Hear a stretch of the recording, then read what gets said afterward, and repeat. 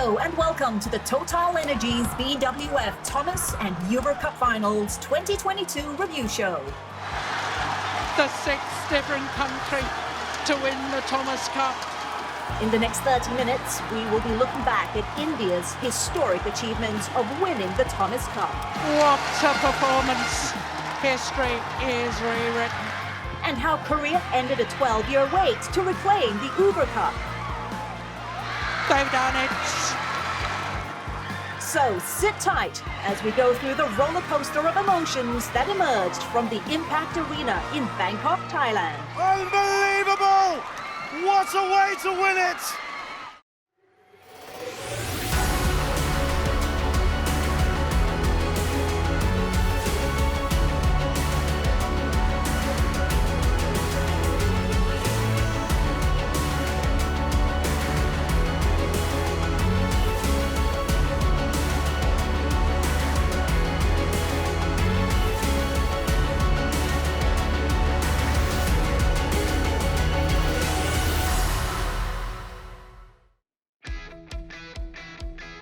Entering the BWF Thomas Cup Finals, there was an air of expectancy surrounding the Indian camp. The squad depth was impressive, with Lakshya Sen, Kidambi Srikanth and HS Pranoy in singles, alongside the top 10 pairing of Sathit Sairaj Rankireddy and Chirag Shetty, who had shown they could match the best in the business on their day.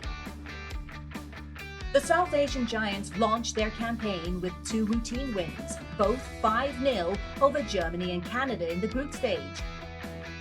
As expected, it was the final group showdown with Chinese Taipei that would decide top spot. It also proved the uppercut to India's confidence as they went down 3-2. Nonetheless, they advanced to the quarterfinals and were drawn against Malaysia, who they hadn't beaten in over 40 years. Sen conceded the opening singles, beaten comfortably in straight games by Lee Zitia. But India would turn it around, Rankireddy and Shetty prevailing in the first doubles and Kidambi in the second singles. Malaysia then forced the decisive fifth rubber with victory in the second doubles.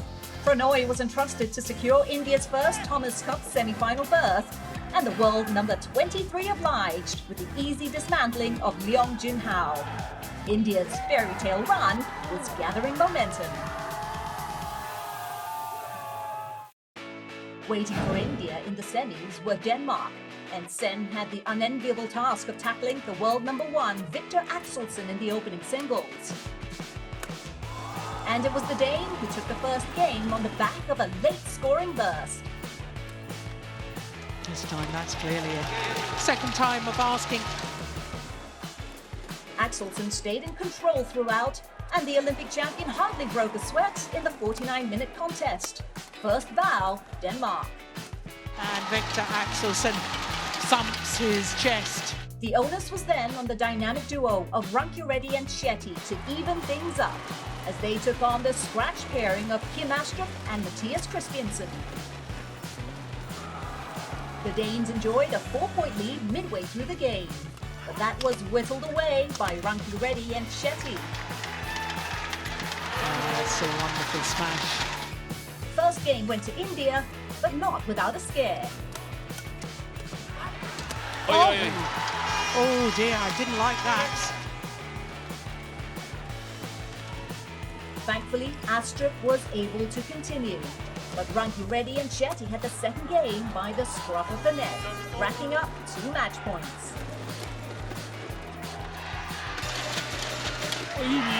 It's 20 all.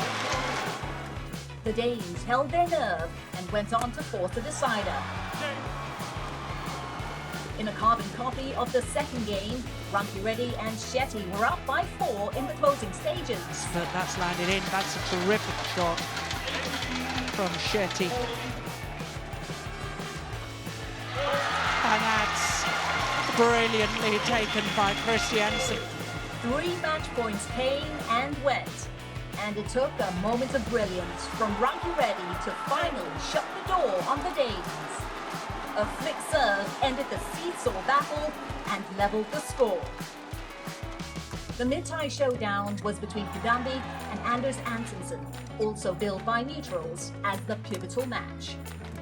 Kidambi was trailing by as many as 4 points in the first game, but staged a fierce fight back to edge it. Yep, got what it deserved. And the opening game to Kidambi Shrikant. The second game, though, belonged to Antonsen, who showed his array of deceptive shots.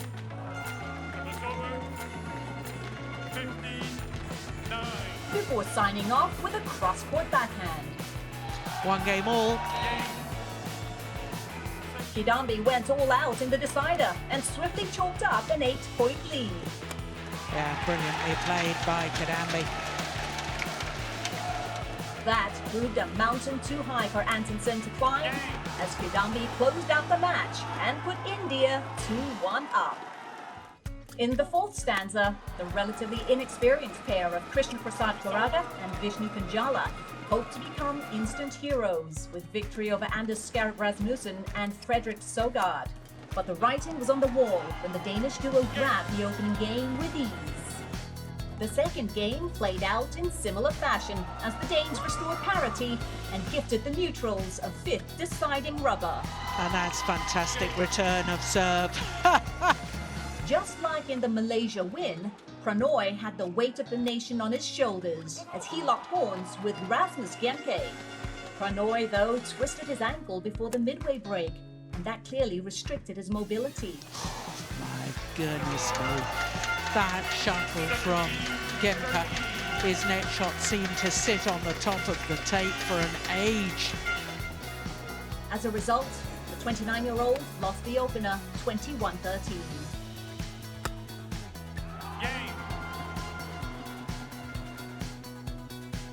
But like a classic comeback tale, Pranoy came flying out of the blocks in the second game, showing no signs of an injury scare.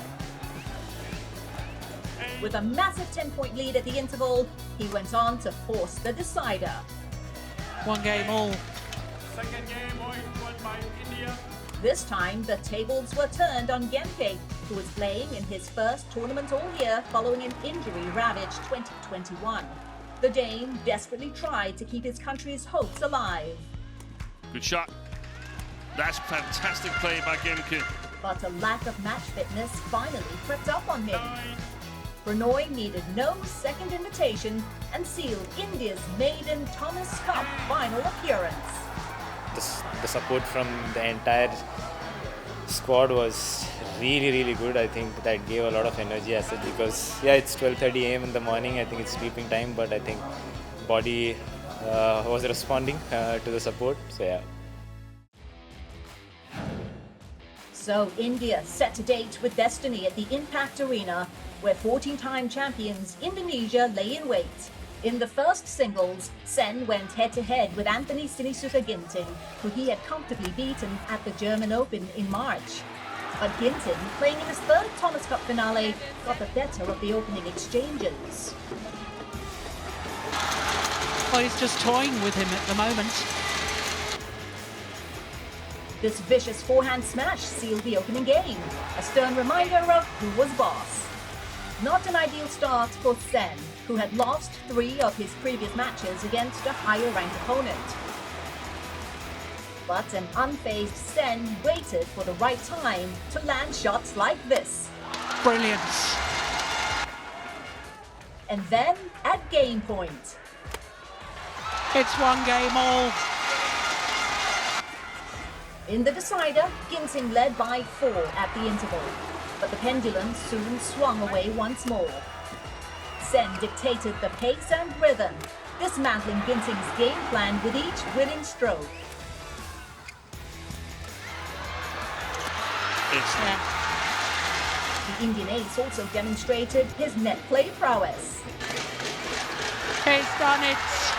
and eventually put India ahead 1-0.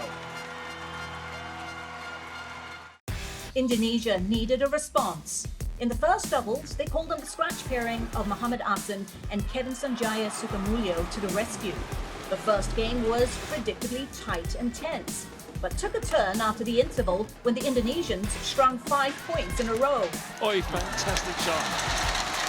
Oh, that's great control. Ranki Reddy and Shetty asked the questions after they dropped the first game 21-18. The Indian pair regrouped and chalked up an early 3-point lead, although Sukamulyo's forehand smash served a timely reminder they weren't far behind. But they failed to take advantage when Shetty rushed to change his racket. It's gone. Yeah.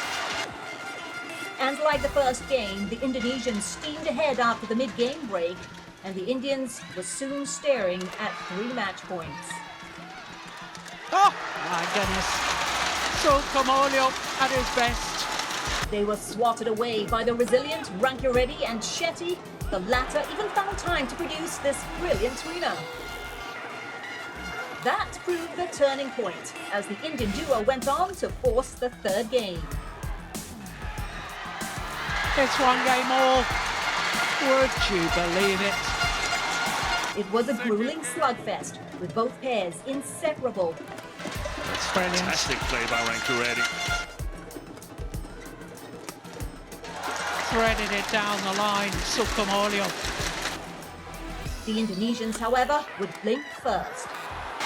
2 tantalising points away from a 2-love lead in the Thomas Cup final. Shetty dished out another gem, a cross-court shot to seal the win, and more importantly, handed India a 2-0 lead. I think it's simply incredible the way we played, the way Indian team is playing right now, and yeah, I'm really happy. Kidambi had won all 5 of his matches in Bangkok, which explained his skyrocketing confidence when he took on Jonathan Christie. The World Championships silver medalist led by as many as 4 points, but Christie would not go away. Yeah, good smash from Christie. The world number 8 pulled off 3 more points to tie the game 15-all, but the mini comeback was in vain as Kidambi bagged 6 unanswered points, including this glorious reflex return.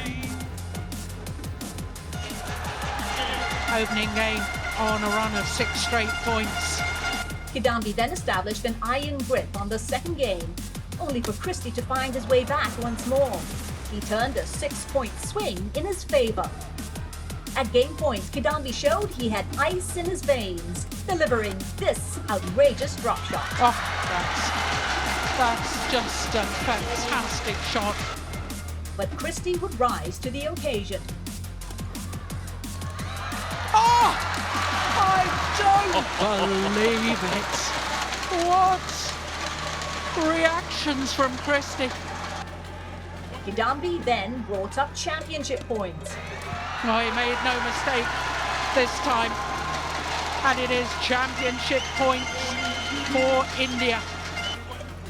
And this was the moment India had been waiting for.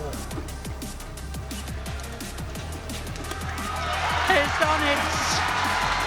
And India have created history.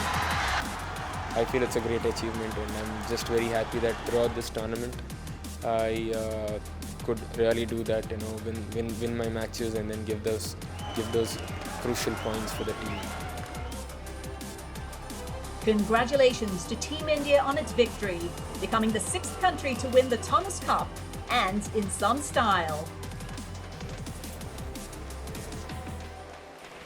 Don't go anywhere, as we'll bring you the best moments from Korea's 2nd conquest of the Uber Cup right after this short break. I don't believe it!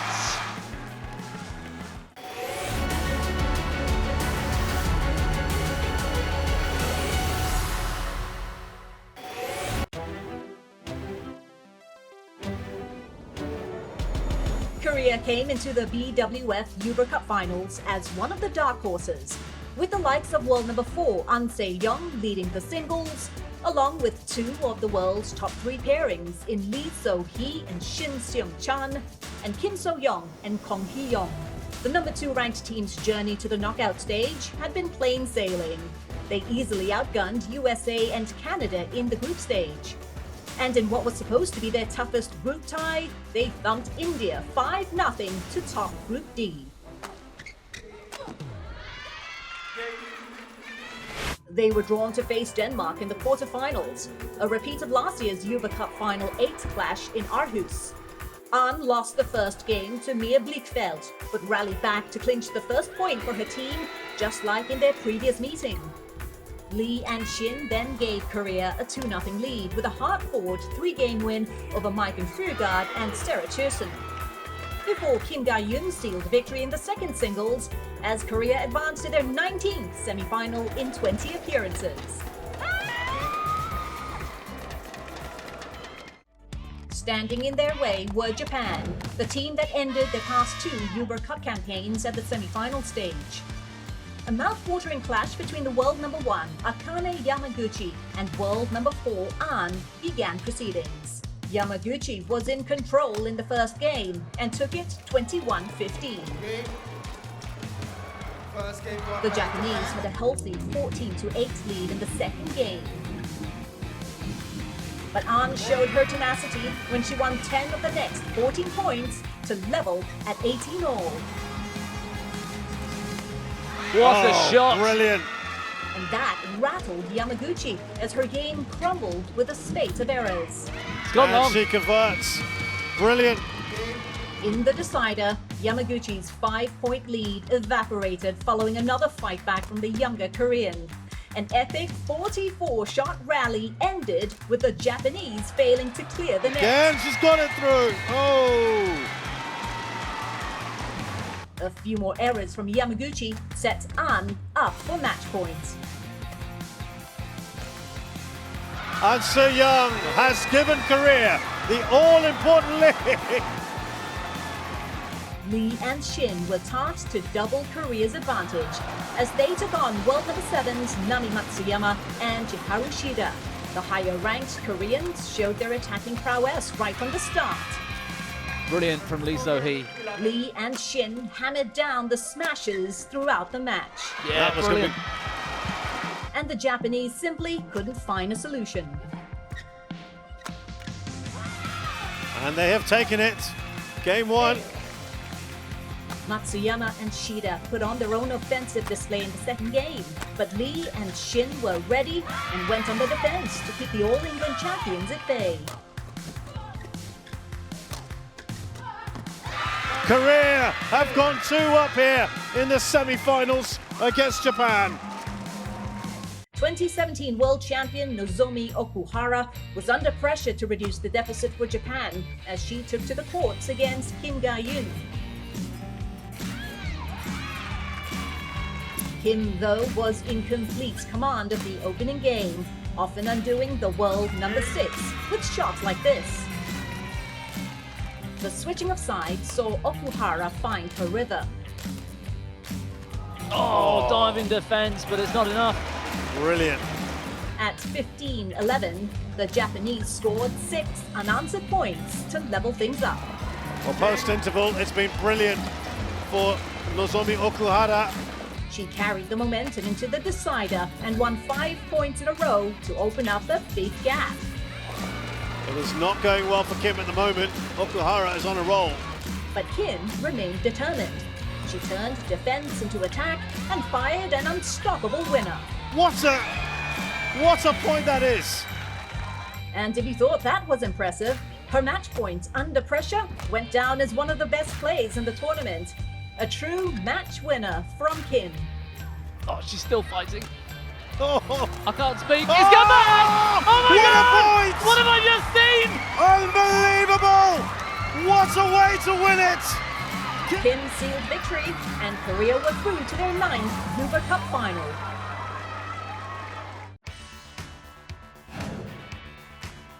In the final showdown of the Impact Arena, Korea faced their last hurdle in 15-time champions China. In the first singles, An took on Olympic champion Chen Yufei, a player she hadn't beaten in their past 6 encounters. An was trailing at the start, but found her rhythm at 16-15 down in the opener. She scored 5 points in a row, and on the second game point, This time she converts in a remarkable comeback. Chen bounced back quickly. After taking the lead at the interval, the world number 3 went on to take the game 21-15. One game all. The decider saw both shuttlers playing with high intensity. An was leading 8-5, but Chen tried hard to rally back. I don't believe it! How on earth did An Se-young win that rally? The game then started to take a physical toll on the players, with Chen seeking treatment on her ankle, while An suffered cramps on her hamstring. Despite the struggles, the two soldiered on bravely. An held on to the lead and was on the verge of claiming her first win over her Chinese opponent, but couldn't capitalize on any of her 3 match point opportunities. While Chen made hers count. The epic match lasted 1 hour and 31 minutes, and by the end of it, Korea trailed 1-0. The 20-year-old's fighting spirit motivated Lee and Shin even more as they faced the Chinese world #1 pairing of Chen Qingzhen and Jia Yifan. Like An, the Koreans showed their resilience against the Chinese. From a game and 5 points down at the break of the second, Lee and Shin clawed their way back, refusing to succumb. Yeah.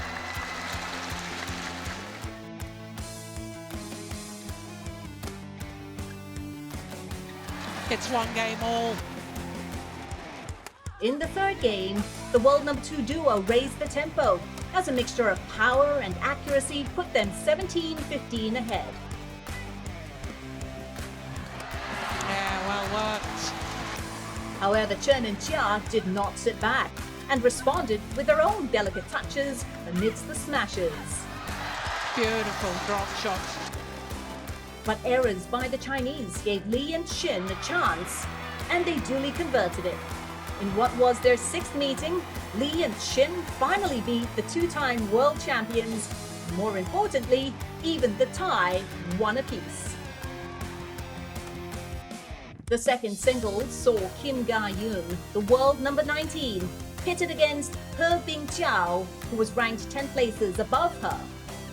The heroine of the semi-finals against Japan had never beaten the Chinese in the last 3 contests between them, and she found it just as tough this time around. Short opening game, 21-12 to He Bingjiao and China. Kim could not really contain and inform her, who had won all her matches in Bangkok. She produced a few moments of brilliance, but for most of the match the Chinese shuttler dominated and so secured victory in 42 minutes. That's definitely gone wide. 2-1 to China as He restored the advantage for the defending champions. The second double saw both pairs split up from their regular partners. Kong Hee-young partnered Kim Hae-jung instead of Kim So-young, while reigning Olympic mixed doubles champion Hwang Dong-ping paired up with Lee Wen-mei for the Chinese side. The 2 pairings were neck and neck in the opening game, and it took a slice of luck for the Koreans to break the deadlock. Oh, lucky net cord from Kim Hae-jung. After a 7-point burst at the start of the second game, Kim and Kong were in total command, even when there was just 1 player on court. Kim is gone. That is amazing. That's gone long of the back line. Kim and Kong thus delivered the crucial point for Korea, making it 2-all.